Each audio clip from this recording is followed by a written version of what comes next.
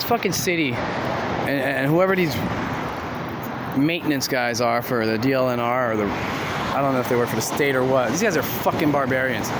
There was historically relevant stuff here. They've destroyed it just to get their fucking machinery down here. The river naturally takes care of itself. They didn't need to bring these fucking machines. They did no engineering whatsoever. They tossed rocks about, that's it. Some of these rocks have been in place since before Captain Cook arrived, and they were placed here by the Polynesians and for a purpose which is yet to be discovered. But in the middle of discovering it, I was doing some research on these finds here. I've stood that one upright. It was falling down. This is a little bit of my work.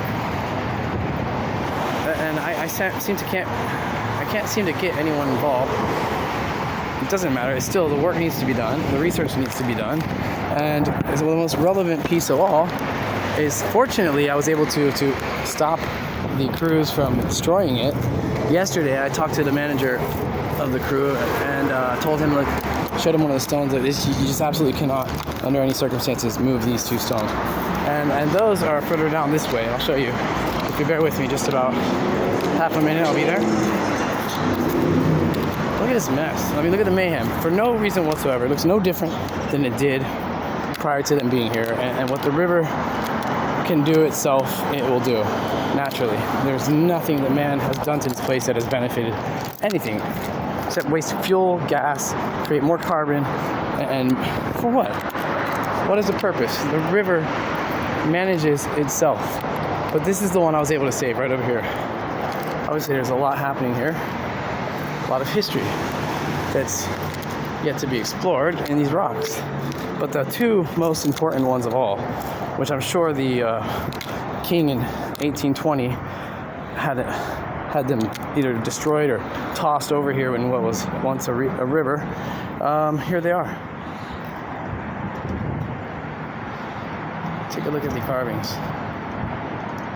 There's nothing like it in all of Hawaii. Nothing. It has been dug up by me just about a year ago, and I can't put heads or tails to it, but as you can see, it's quite amazing. I've seen petroglyphs that come nowhere near close to this stone carving made of igneous rock. And look at this. This piece attaches, if you allow me. It attaches right there. They were put together by some kind of masonry, some kind of adhesive perhaps. I'm not sure. But it seems that this piece would connect right there. And in which direction, can't quite figure it out. We got to get this into drier ground, or perhaps route the water elsewhere. And hopefully that's something constructive that these guys can do. In the meantime, I'm on this project alone. Nobody believes in me. It doesn't really matter because it needs to be done regardless. And this is just absolutely amazing. And it's very well carved. And I can't figure out exactly how they would have positioned it. And there's more to the top that's buried over there. It's been covered recently. But there you have it, folks.